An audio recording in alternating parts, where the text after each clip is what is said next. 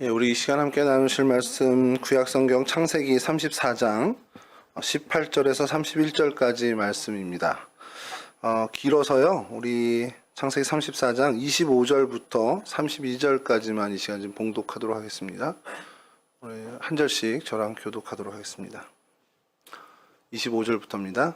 사흘 뒤에 장정 모두가 아직 상처가 아물지 않아서 아파하고 있을 때에 야곱의 아들들 곧 디나의 친오라버니들인 시므온과 레위가 칼을 들고 성읍으로 쳐들어가서 순식간에 남자들을 모조리 죽였다. 그들은 하물과 그의 아들을 세겜으로 가져다가 죽이고 세겜의 집에 있는 디나를 데려갔다. 야곱의 다른 아들들은 죽은 시체에 달려들어서 털고 그들의 누이가 욕본 그 성읍을 약탈하였다. 그들은 양과 소와 나귀와 성 안에 있는 것과 바깥에 있는 것과 모든 재산을 빼앗고 어린 것들과 아낙네들을 사로잡고 집 안에 있는 물건을 다 약탈하였다.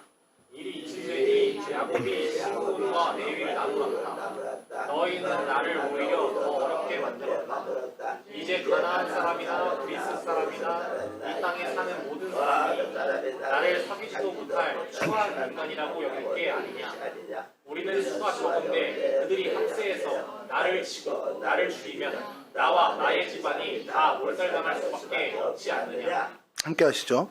그들이 대답하였다. 그가 우리 누이를 창녀 다루듯이 하는데도 그대로 두라는 말입니까? 아멘. 오늘 뭐 좀 스토리를 보면은 뭔가 일이 있었던 것 같은 그런 것을 저희가 느낄 수 있는데, 오늘은 그 시므온이라는 야곱의 아들, 둘째 아들이고요. 또 셋째 아들인 레위, 이 둘의 모습을 보고 그들의 아버지 야곱에게 행한 일, 그리고 주변에 행한 일들을 보면서 저희가 좀 교훈을 얻으면, 청년 때 우리가 갖춰야 할 일들에 대한 그 교훈을 좀 얻었으면 하는 그런 마음으로 말씀을 좀 준비하게 됐습니다. 시므온과 레위는 그 야곱의 첫째 부인이죠. 정실 부인인 레아의 소생입니다. 그러니까 제일 큰 장남은 루벤이고, 루벤의 뒤를 이은 둘째, 셋째가 시므온과 레위입니다. 레아의 인생을 좀 먼저 좀 보면은 조금은 기구한 사람이에요. 야곱에게 아내가 넷이 있었습니다. 그러니까 정식 부인은 둘이고, 또 둘은 이제 그 아내들의 종들, 몸종들을 통해서 자녀를 낳게 된. 그러니까 좀 우리 지금의 상식으로는 도무지 이해가 안 되는데, 어쨌든 간에 부인으로 친다면 4명의 부인을 두게 되죠. 야곱이 가장 사랑했던 부인은 라헬이라는 여인이었습니다. 라헬이라는 여인을 좋아했는데, 라헬과 이 레아는 언니와 동생 사이예요. 그러니까 뭐 그때 당시에는 뭐 이렇게 한 자매가 한 남자에게 시집가는 일들이 있었으니까 그것이 뭐 그렇게 어려운 일은 아니었는데, 그렇게 동생인 라헬을 사랑하고 그를 위해서 열심히 봉사를 합니다. 그러니까 무료로 봉사를 하죠. 따님을 주십시오 해가지고. 그리고 또 그분은 또 자기 외삼촌이기도 하고. 그러니까 좀 복잡합니다. 우리 성경을 보면은. 어쨌든 그렇게 약속을 받고 일을 했는데, 이 외삼촌 라반이 속입니다. 라헬을 주질 않고 레아를, 그러니까 야 동생이 먼저 시집가는 일은 없어 그러면서 언니를 먼저 주죠. 그래서 그 다음에 또 라헬을 아내로 맡기 위해 7년을 또 무료로 봉사를 하게 되죠. 물론 이제 7년 후에 결혼한 건 아니고 바로 결혼은 이어서 했지만 무료로 이제 7년을 더 봉사를 하게 되는. 그러니까 야곱도 어떻게 보면은 우리가 야곱이 되게 교활하고 또 영리하고 영악한 사람이라고 생각하는데, 사실은 보이스피싱의 피해자 같은 사람이기도 합니다. 엄청나게 이제 낚인 사람이죠. 그래서 그렇게 한 14년간을 임금 한 푼 받지 못하고 이제 아내들 2명의 아내를 얻기 위해서 정말 무료로 일을 하게 되는 사람이죠. 그런 어떤 상황에서 레아를 첫째 부인으로 맞이했는데, 레아는 이 남편 야곱의 사랑을 받지 못하고 지내요. 그런데 그 모습을 하나님께서 보시고 불쌍히 여기셔서 아들을 먼저 갖게 합니다. 그 라헬보다 레아가 먼저 아들을 낳게 돼요. 그래서 그 아들의 이름을 루벤이라고 짓습니다. 근데 그 이름의 뜻이 보라 아들이라 라는 뜻이에요.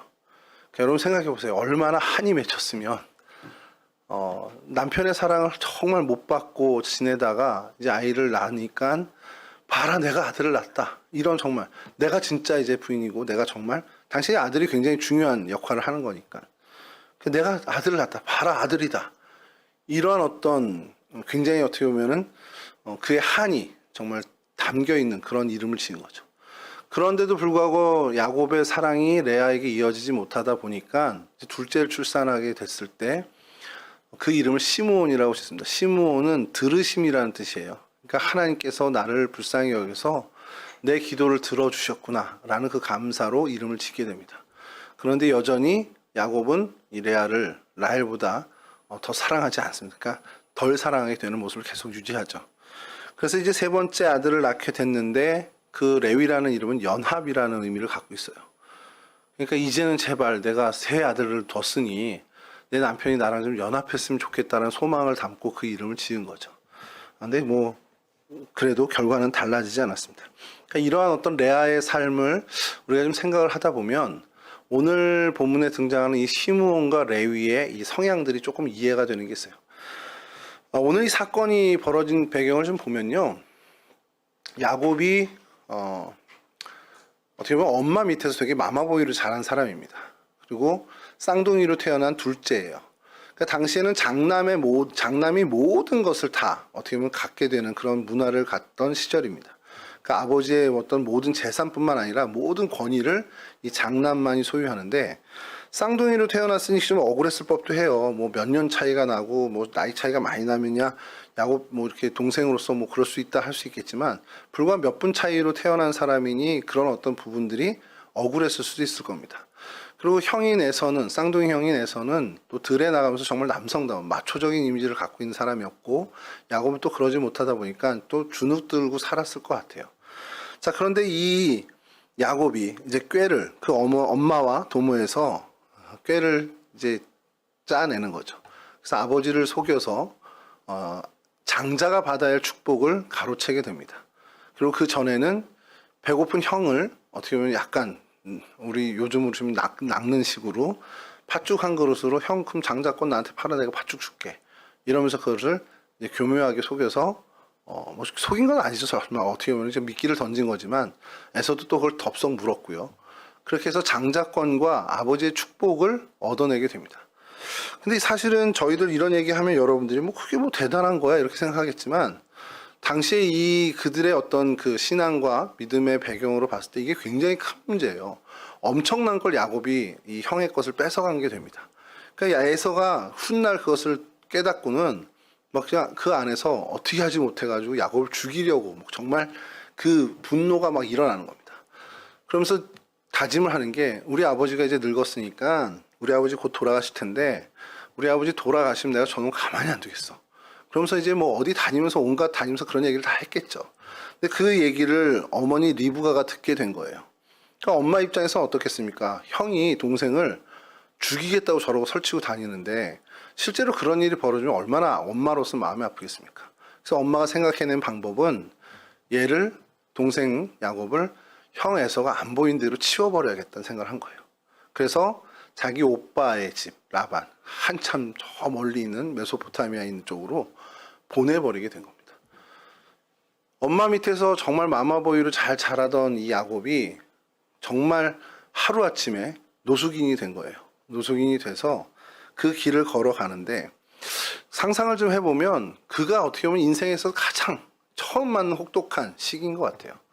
오늘날의 남자들이 인생을 이렇게 좀 평균적으로 이렇게 봤을 때 제일 먼저 맞닥뜨리는 위기가 언제일까요? 그냥 뭐 이런 어떤 이게 정말 나에게는 이게 힘든 일이겠구나, 어려움이겠구나 이런 생각을 하는 게 언제쯤일 것 같습니까? 그러니까 나 이제 진짜 나 혼자야? 남자들이 처음 그쵸, 군대일 거예요. 훈련소의 첫날 밤 다 모르는 친구들, 오늘 그냥 잠깐 얼굴 보고 인사한 친구들과 첫날 이제 잠을 자게 되는 그 시대에 집 생각이 안 날 수가 없죠. 더더군다나 뭐 활발하게 자란 친구가 아니라 엄마 밑에서 정말 그 치마폭에 둘러서 쌓여서 자란 친구라면 그런 상황에선 더더욱 집이 생각났을 겁니다. 그런 상황에 야곱이 이제 내몰리게 된 거예요. 그리고 길에서 거처할 곳도 없어서 돌을 베개 삼아서 노숙을 하게 됩니다. 그러니까 그의 인생에서는 처음 맞는 위기죠. 그때 그가 하나님을 만나게 돼요. 그래서 그곳의 이름을 베델이라 짓기까지 하는, 그래서 하나님과 약속을 하죠. 내가 당신이 나의 나를 정말 잘 보살펴 주셔서 내가 아버지 집으로 무사히 돌아오게 해주시면 여호와 당신 내 하나님이 될 겁니다. 그리고 내 소득의 10분의 1을 당신께 드리겠습니다. 그리고 지금 내가 이 세운 이 기둥이 당신의 집이 될 겁니다. 이제 그 예배당이 되겠다 한 얘기죠. 그렇게 약속을 하고 든든한 마음으로 외삼촌 라반의 집까지 이제 가게 됩니다. 그러니까 이제 혼자 됐다라는 그 첫 번째 맞은 어려움을 잘 극복한 거예요. 하나님을 만나게 되면서. 자, 그리고 그곳에서 20여 년 시간을 잘 지냅니다. 그리고 소유도 많아졌어요. 처음에 무료로 봉사했지만 꾀를 잘 내어내서 뭐 얼룩배기 이런 어떤 뭐 튼실한 양들은 다 자기가 이제 소유하게 되는 그런 어떤 일들을 일구게 됩니다. 그래서 소위 말하는 거부가 돼요. 자, 그러니까 이제 라반이 외삼촌이 야 너랑 나랑 이 한 같은 목초지에 지내기가 어려우니까 이제 너 돌아가라 이렇게 된 겁니다. 자, 그렇게 하고서 이제 아내들 이제 식솔이 늘어났죠. 그 식솔들을 데리고 이제 아버지 땅으로 돌아가게 됐어요. 자, 돌아가게 되는 상황에 문득 떠오르겠죠. 뭐가 떠오르죠? 이제 부자 된 건 좋은데, 형이 있겠네? 여전히 형이 나한테 대해서 화가 나 있을 텐데. 근데 우리 형이 보통 사람이 아니잖아요. 막 들에서 막 그냥 사냥하고 다니면서 문무는 아니고 무에 뛰어난 사람이니까 형이 화가 나 있으면은 나를 지금 20년 만에 봐도 죽자고 달려들면 내가 감당이 안 되는데라는 생각을 했을 겁니다. 자, 그래서 이 야곱이 자기의 성향대로 어떻게 하냐? 여러 그룹으로 만듭니다. 그래서 앞서 그 여종들의 자녀들과 여종들의 그 그룹을 먼저 보내요. 그래서 야복강이라는 강을 건너서 이스라엘 땅으로 가게 되는데 무슨 계략이 었겠습니까? 형이 와서 죽이면 도망가겠다는 거죠. 앞선 저 선발대 큰일 당하면 나 도망가야지. 자, 근데 그것도 불안해. 그래서 그 다음에 한 그룹을 만들어서 또 보내고, 그다음에 라헬과 그의 아들들을 보내고, 자기는 맨 뒤에 혼자 마지막에 강을 건너기 위해서 그렇게 진영을 만들고 갑니다. 그리고 다 야복강을 건너서 간 다음에 혼자 이제 야복강에서 밤을 맞이하게 돼요. 그리고 그 다음날 내가 건너가야지라고 생각을 하고서 그 야복강에서 고민을 하면서 이제 좀 두려움에 빠져 있었습니다. 그러니까 그가 아마 인생의 두 번째 위기를 맞은 게 이때일 거예요. 이제 내가 저 강을 건너서 아버지 땅에 가면 나는 이제 형한테 죽은 목숨이 되겠구나. 어떻게 이걸 극복해야 되지? 그러던 차에 거기서 하나님을 만나게 됩니다. 다시 한번 하나님을 만나서 성경에서는 그 하나님과 씨름했다는 표현을 해요. 하나님과 엄청 씨름하고 하나님이 환도뼈를 쳐서 그가 이제 절름거리게 됐다라는 거고, 그 절뚝거리는 모습을 그 형 에서가 보고 긍휼히 여기는 마음이 생겨서 둘이 화해가 되는 어떤 그런 장면으로 이어지게 됩니다. 여하튼 그때 하나님께 정말 엄청 매달려요. 그러면서 나를 축복하지 않으면 나 절대 안 놓습니다. 그러니까 하나님이 내가 너한테 졌다라는 선언을 하면서 이스라엘이라고 이름을 지어준 거죠. 그러니까 이스라엘이 하나님과 겨루어 이김이라는 뜻이니까 그래 네가 하나님 이겼다. 이렇게 하나님이 져주시는 그런 모양새의 이름을 주게 됩니다. 여러분 생각해보면 대단한 거 아니에요? 진짜 하나님과 밤새 씨름해서 하나님이 그래 내가 졌어. 내가 너 다 들어줄게. 이렇게 하나님께서 응답해 주시는 경험을 한 거예요. 그러니 정말 그 어떻게 보면 담대함 또 그 안심하는 마음을 가지고 형을 만나게 되고 또 하나님이 복을 주셔서 그 형제가 화해를 엄청 잘하게 됩니다. 그리고 그가 머물렀던 땅이 세겜이라는 곳에 머물게 돼요. 자, 이제는 위기가 없잖아요. 형 문제도 다 해결됐고 야곱은 그냥 이제 그곳에서 잘 살기만 하면 되는 겁니다. 자, 그런데 그 야곱의 12아들 중 이제 아들이 아닌 딸이 하나가 있었는데 디나라는 딸이 있었어요. 그 디나라는 딸이 그 동네 이사를 온 거잖아요.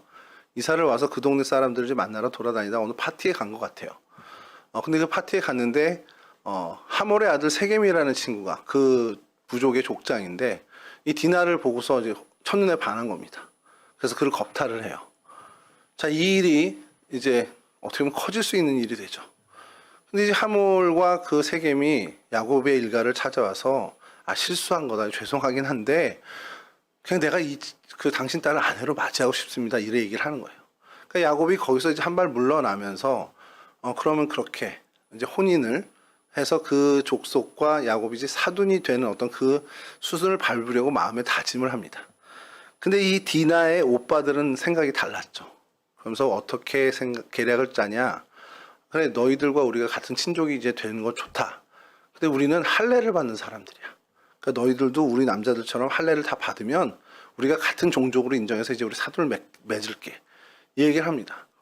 그러니까 이 하몰과 그 세겜은 너무 좋아서 자기네 부족에게 가가지고 이 야곱이라는 일가가 우리 동네에 왔는데 보니까 재산도 괜찮고 뭐 여러 가지 뛰어난 것이 많은데 우리가 이 사람들과 한 민족이 되면 그들과 서로 혼인도 하고 지내면서 평화롭게 정말 우리가 부강해질 수 있지 않겠냐 이런 식으로 설득을 해요. 설득을 하면서 그 세겜 족속들에게 남자들이 다 할례를 받고 그걸 좋게 여기고 할례를 받고 혼인을 하기로 약속을 합니다.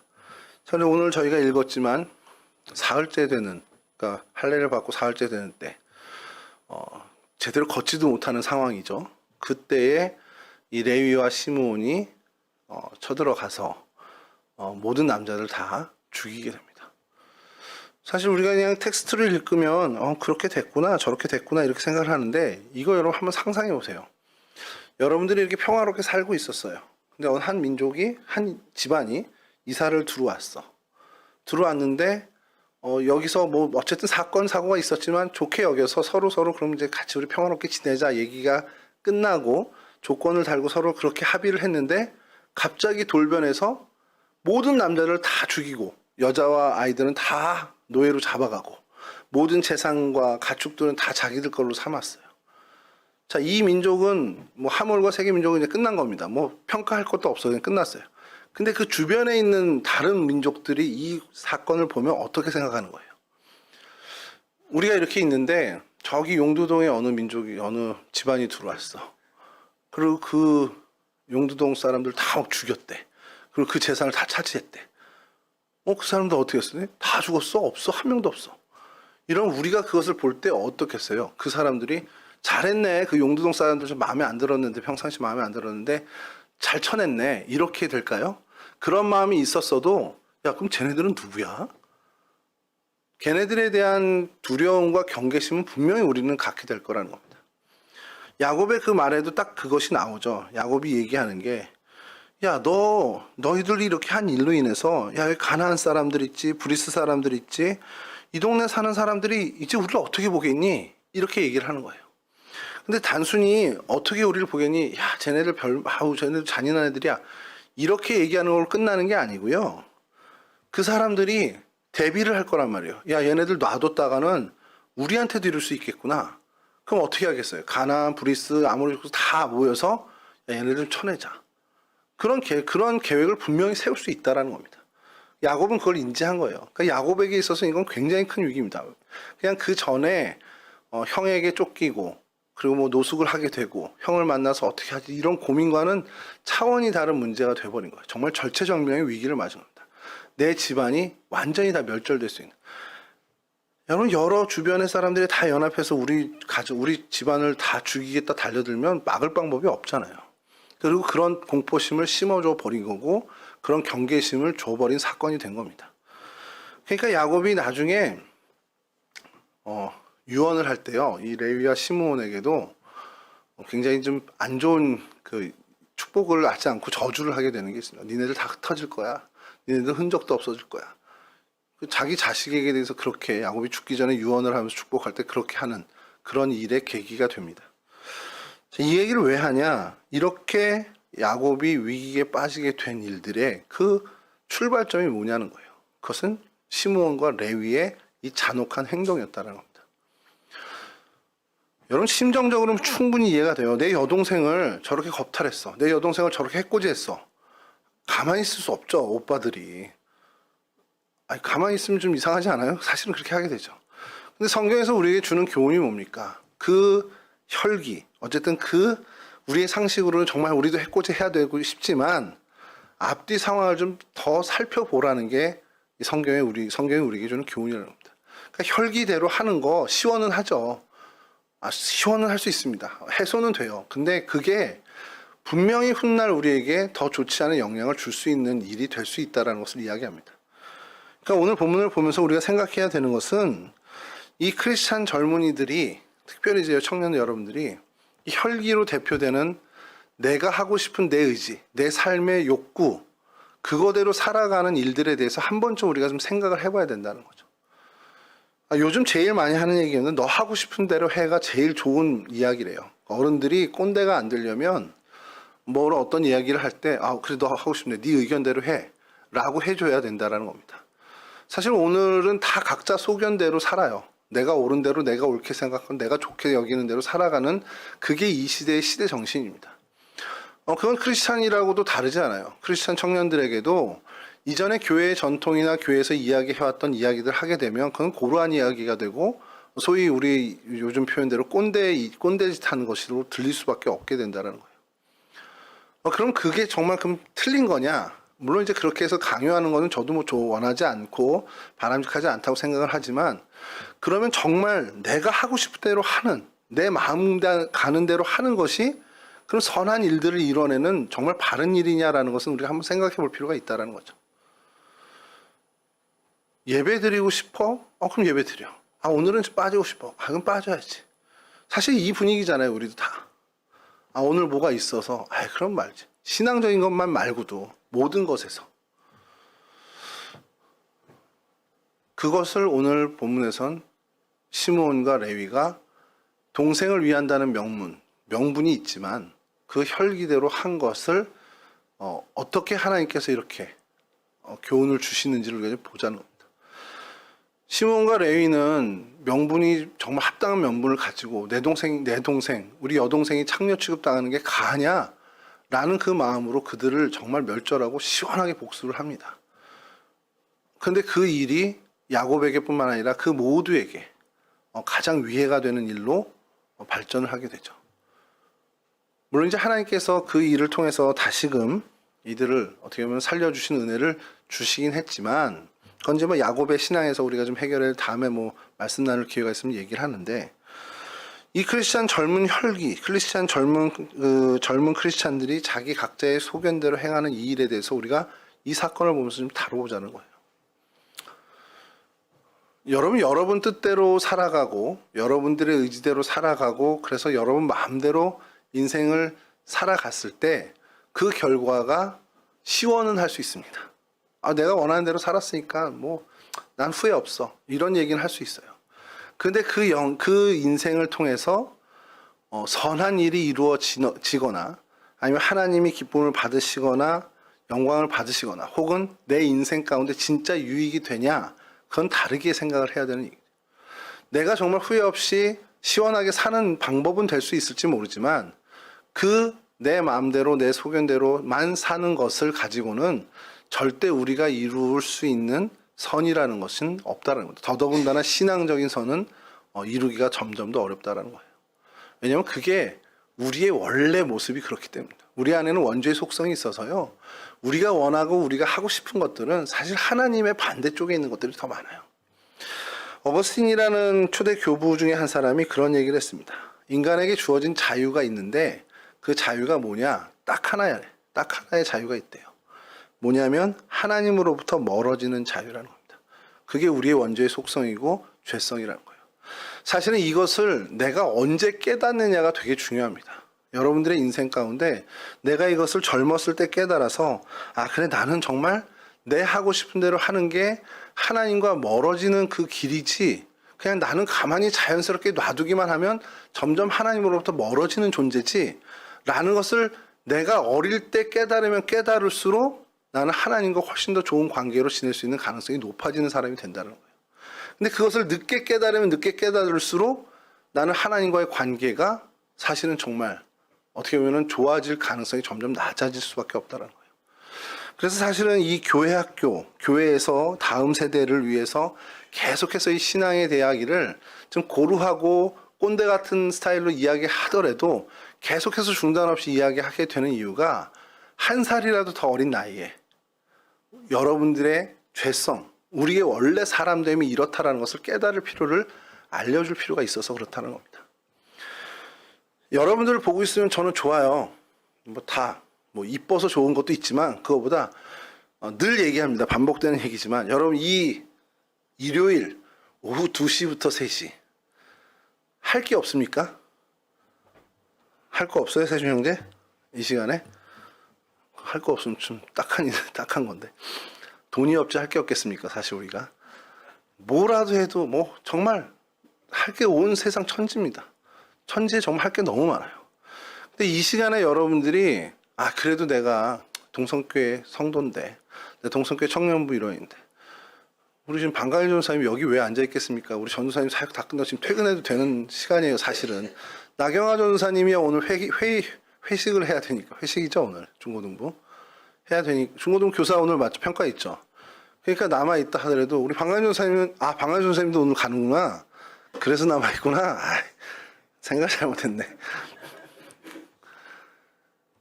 이 시간에 여러분 딴 자리에 가서 얼마든지 여러분들의 삶의 유희를 위해서 지낼 수 있는 시간입니다만, 그래도 내가 예배 드려야지.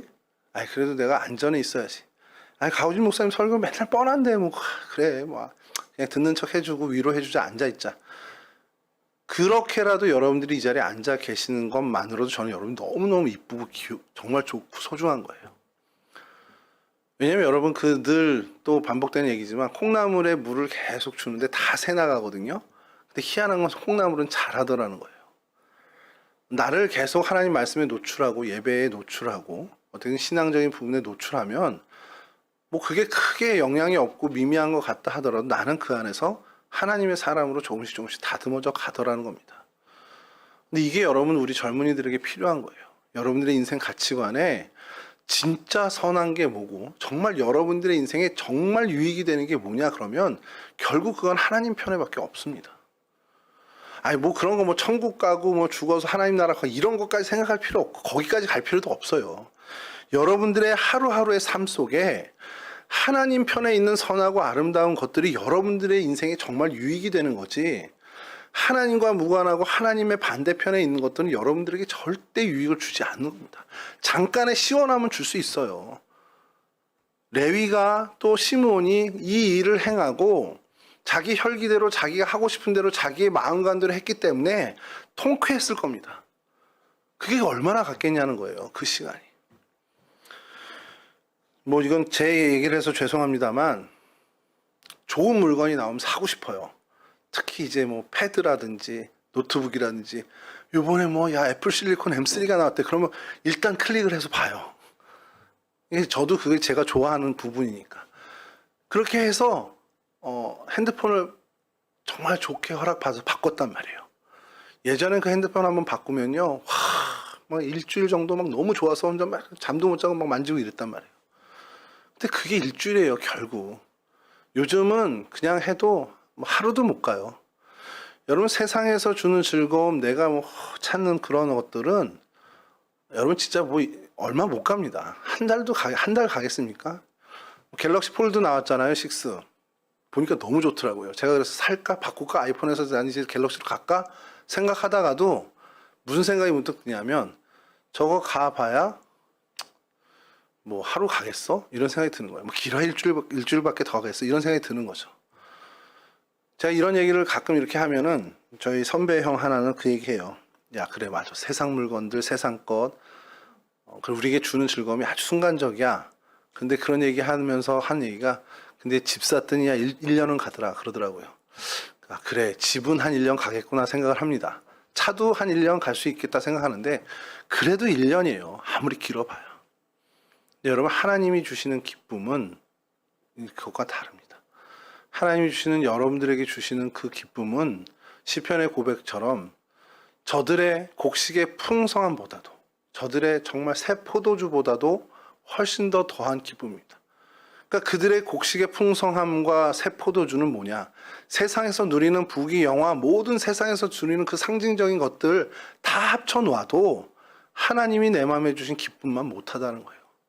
근데 저는 바람이 우리 청년들이 제발 그 기쁨이 뭔지 맛봤으면 좋겠다는 겁니다. 맨날 성경에서 뭐 설교를 통해서 듣고 성경을 통해서 듣지만 도대체 이게 뭘까라는 궁금증을 좀 가졌으면 좋겠어요. 하나님, 정말 세상에서 주는 그 모든 기쁨을 합친 것보다도 더 기쁜 큰 기쁨이 하나님께 있다고 하는데 나도 좀 그게 뭔지 좀 경험해봤으면 좋겠습니다라는 소망을 좀 가졌으면 좋겠다는 거예요. 그걸 여러분들이 30, 40대 애기 낳고 뭐 결혼하고 애 낳고 키우고 그때 말고 지금 여러분들의 청년 때에 그 기쁨이 뭔지를 좀 맛봤으면 좋겠다는 거예요. 그러기 위해서 여러분 우리가 오늘 본문을 통해서 해야 될 것이 뭐냐면 내가 하고 싶은 대로 사는 게 아니라 내 욕구대로 내가 하고 싶은 대로가 아니라 그걸 좀 절제하고 자제하고 내 혈기를 죽여가면서 하나님 말씀에 나를 한번 복종시켜 보겠다라는 결단이 있을 때 그 하나님이 주시는 내 마음의 기쁨, 그것을 경험할 수 있는 길이 빨리 올 수 있다는 것을 얘기하는 겁니다. 그러니까 여러분, 하나님께서 여러분들에게 계속 귀찮게 얘기할 거예요. 뭐 설교 통해서 또 여러 들리는 얘기, 엄마 아빠의 얘기를 통해서 귀찮은 어떤 잔소리 같은 소리가 들릴 수 있습니다만, 그거를 다 마음에 두고 그러라는 건 아니지만 그래도 한 번은 여러분들이 생각해 보자는 거예요. 그래, 그럼 내가 하고 싶은 대로 사는 게 통쾌하고 시원할 수는 있지만 그게 내게 얼마나 기쁨을 줬지? 그게 일주일은 갔나? 내가 하고 싶은 대로 했을 때 그 기쁨이 정말 영원하던가? 그런 생각을 좀 하면서, 그럼 내가 하나님께서 하라는 대로 하면, 정말 하나님이 뭐 목사님 설교를 통해서, 뭐 큐티를 통해서, 엄마 입술을 통해서 그래 이렇게 하라는 것을 내가 한번 따라 보면 거기서 오는 즐거움은 얼마나 갈까를 한번 해보자는 거죠. 여러분들의 인생을 한번 그런 말씀의 실험실로 좀 삼아봤으면 좋겠다는 겁니다. 자, 그렇게 됐을 때 분명히 하나님께서 여러분들에게 큰 위로와 또 정말 큰 기쁨, 정말 하나님만이 줄 수 있는 그 기쁨을 여러분들에게 맛보게 해주시라는 사실이라는 거죠. 오늘 이 본문, 이 시므온과 레위가 자신의 어떤 혈기대로 했던 그 사건을 통해서 정말 절체절명의 위기가 찾아오고, 그래서 그것이 그 민족 가운데, 그 야곱의 일각 가운데 해악이 됐던 것들을 보면서 우리가 혈기대로 살아갈 때 결국 이것이 우리에게 돌아오는 것은 좋지 않은 부정적인 결과라는 것을 우리가 좀 깨닫고요. 그래서 다시 한번 우리가 우리의 혈기까지라고 표현하면 좀 뭐하지만 내 뜻과 내 의지대로 나 하고 싶은 대로 살아가는 것에 대한 경계심을 좀 가졌으면 좋겠다는 교훈을 얻었으면 좋겠습니다. 그리고 또 하나 좀 곁들이는 것은 그럼 이 시므온과 레위의 결국에 그들은 마지막에 어떻게 됐어요? 이게 지금 중요하잖아요. 시므온과 레위는 야곱으로부터 이 사건 때문에 저주를 받아요. 아버지가 돌아가시면서 유언을 남기는데 유다도 그렇고 딸은 막 축복을 해줘요. 요셉에게는 너 무성한 가지야. 유다에게 야, 너 이스라엘을 다스릴 규가 너에게서 나올 거면서 막 축복을 해주는데 시므온과 레위에겐 축복이 아니라 니네 다 흩어질 거야. 니네들은 니들은 칼을 춤추고 뭐 이러면서 막 분노를 이제 표현합니다. 야곱이 얼마나 그게 한이 됐으면 그렇게 얘기했을까 싶은데, 자, 그럼 이들의 후손, 이 지파는 어떻게 됐냐? 정말 그 야곱의 저주라고 표현해서 그렇지만 야곱의 예언대로 됩니다. 여러분, 북이스라엘과 남유다가 갈리잖아요. 그래서 남유다라고 우리가 표현하는 이유는 남쪽엔 유다 지파고 북쪽엔 나머지 지파라고 생각을 해요. 근데 실질적으로는 북쪽에는 9개 지파밖에 없었습니다. 그러니까 12명의 아들이니까 12지파잖아요. 근데 엄밀히 얘기하면 요셉 지파는 에브라임과 므낫세 지파로 나누어서 13개 지파입니다. 그러니까 이스라엘에 몇 개 지파냐 그러면 총 13개 지파예요. 13개 지파 중에 북이스라엘엔 9개 지파만 있었습니다. 그러면 12개에서 9개 빼면 몇 개예요? 12에서 9 빼면 13에서 9 빼면 크게 얘기하셔도 됩니다. 총 13지파예요. 9개 지파가 북에 있어요. 그럼 나머지 지파는 몇 개죠? 4개 지파죠. 근데 레위 지파는 야곱의 저주대로 다 흩어졌어요. 그럼 없어졌어. 그럼 남유다에는 몇 개 지파가 남아요? 3개 지파가 남아요. 근데 여러분들 성경 공부를 조금 했던 분들은 이상하네. 남쪽엔 베냐민하고 유다밖에 없었는데? 이렇게 얘기를 하시죠. 왜 그러냐면 시므온이 땅 분배에서 받은 건 다 유다 지파 안에 속해 있습니다. 그러니까 세월이 지나면서 유다 지파에 흡수돼 버렸어요. 시므온은 흔적도 없어집니다. 출애굽 계수할 때 2번 계수를 하잖아요. 인구조사를 2번 하는데 첫 번째가 한 5만여 명이 되는데 그 다음에 반토막이 나요. 그리고 땅 분배 이후에 흔적도 없이 사라지게 됩니다. 시므온 지파가 그렇게 됐어요. 레위 지파는 어떻게 됐습니까? 결국 12지파 안에, 그 13지파 안에 흩어져서 각각의 레위 성읍에서 제사장 직분을 감당하면서 흩어진 지파가 되죠. 근데 레위 지파를 보면서 제가 다음이나 다다음 주에 한 번 더 좀 설교를 이걸 갖고 하고 싶은 게 뭐냐면, 그래, 그런 혈기를 부려서 아버지로부터 그런 어떤 얘기를 듣고 정말 그의 결국이 이스라엘 지파 안에서 흩어짐을 하게 됐는데, 레위 지파와 우리가 좀 다르잖아. 시므온과는 다른 결과가 뭐냐면 그래도 하나님의 성전의 일을 맡은 제사장 지파가 되더라는 거예요. 그래서 왜 이렇게 됐지? 그래서 그게 궁금했는데 성경학자들도 그게 궁금했던 모양이야. 저만큼 궁금했던 모양이야. 찾다 보니까 어떤 게 있냐면 출애굽기 32장 26절에 이제 하나님을 거역한 이스라엘 백성들을 하나님이 이제 심판하시는데 모세가 이런 얘기를 합니다. 서서 이르되 누구든지 여호와 편에 있는 자는 내게로 나오라. 그러니까 너희들 중에 이제 하나님이 심판할 텐데 여호와 하나님 편에 설 수 있는 사람 나와. 이렇게 한 거예요. 이스라엘 백성들한테. 그랬더니 그때 레위 지파가 다 모세의 편에 섭니다. 하나님의 편에 선 유일한 지파가 된 거예요.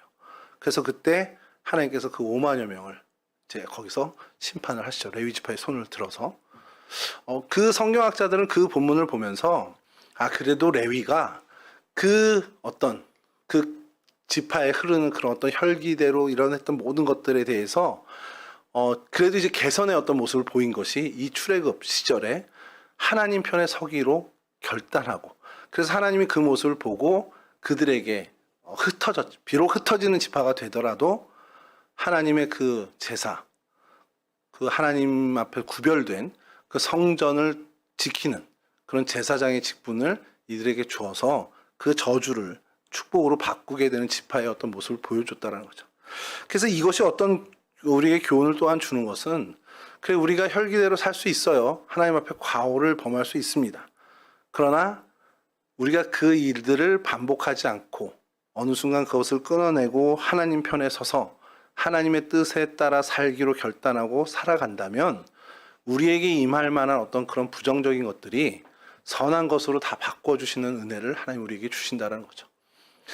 이건 뭐 나중에 좀 우리가 한 번 더 다룰 문제지만, 오늘은 그래서 청년 때 여러분 정말 하나님이 어떤 기쁨을 우리에게 주실지를 한번 좀 기대했으면 좋겠어요.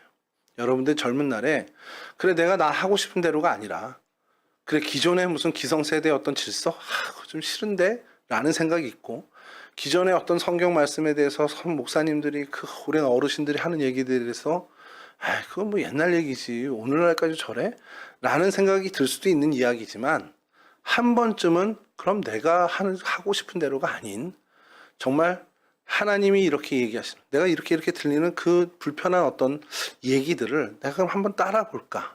그럼 하나님 내가 이것을 하나님의 말씀으로 받아들이고 따를 때 하나님 나에게 정말 세상에 어떤 주는 즐거움과는 비교할 수 없는 그 기쁨이 뭐라고 하나님께서 계속 성경에서 말씀하시는 그 기쁨을 내가 좀 맛봤으면 좋겠습니다라는 소망을 좀 가졌으면 좋겠다는 거예요.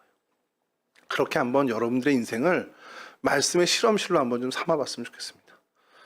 그런 인생으로 살아가고, 그래서 야 성경에 하나님이 이렇게 얘기하셔서 내가 그걸 한번 해봤더니 야 진짜 그렇게 하나님 주시대? 이런 어떤 얘기를 좀 했으면 좋겠어요.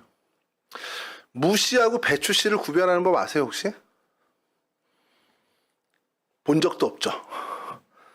근데 여기 무씨가 있고 배추씨가 있어요. 예를 들어서. 근데 어느 게 무씨고 어느 게 배추씨인지 몰라. 그럼 우리가 제일 먼저 하는 게 뭐겠습니까? 그렇죠. 사진 검색해 보면 되죠. 그러면 이게 배추씨겠구나. 제일 비슷한 이게 무씨겠구나 이렇게 나올 수 있습니다. 근데 그거보다 더 확실한 방법은 뭐죠? 시간이 걸리지만 심어보는 겁니다. 이게 무씨였네. 근데 여러분 이러면 말이 다 달라져요. 이게 무씨야 배추씨야 그러면 그거 검색해 보니까 무씨래. 이것과 야 이거 내가 심어보니까 이거 무씨 맞아. 이건 달라집니다. 여러분들의 인생에 야 하나님이 그렇게 정말 좋은 분이야? 하나님이 이렇게 너희들에게 기쁨을 주셔? 몰라, 그렇게 성경에 써 있어. 하나님이 이렇게 하면 하나님 복 주신대, 축복 주신대. 이것과요 여러분들이 그렇게 살아보고 야 그 말씀대로 내가 살아봤더니 진짜 하나님 주시더라. 이건 완전히 다른 얘기가 됩니다. 저는 여러분들의 인생이 정말 이런 인생이 됐으면 좋겠어요. 하나님 말씀을 심고 그 말씀이 심겨져서 열매를 맺어서 여러분들이 그 하나님의 말씀에 대한, 하나님의 그 축복에 대한 진짜 정말 체험과 증언으로 자신 있게 확신 있게 얘기할 수 있는 존재들이 됐으면 좋겠어요. 정말 그렇게 되기를 간절히 바랍니다. 그냥 모르겠습니다. 저도 이제 꼰대가 됐나 봐요. 그냥 그렇게 됐으면 너무 좋겠는데 왜 얘네들은 안 될까, 이런 자꾸 조바심이 생기는데, 이조차도 하나님께 맡기는 훈련을 저도 개인적으로 해야 되겠죠. 바라기는 여러분 모두가 여러분들의 소견에 따라 사는 삶이 아니라 여러분들의 인생관이 아닌 하나님의 말씀의 정신으로 살아가는 데 최선을 다하고, 그래서 하나님의 말씀을 여러분들 삶 가운데 심어서 하나님이 주시는 진짜 그 열매가 무엇인지를 맛보고 경험하는 거룩한 인생들이 되었으면 좋겠습니다. 여러분들의 남은 평생이 이와 같은 일이 됐으면 좋겠고요. 그것을 서로 해내갈 수 있도록 격려하는 우리 공동체의 모습이 됐으면 좋겠습니다.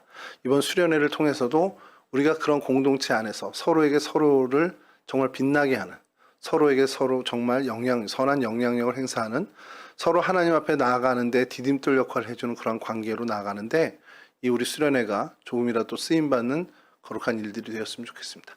이와 같은 은혜를 누리는 저와 여러분들 되시기를 주님의 이름으로 간절히 축원합니다.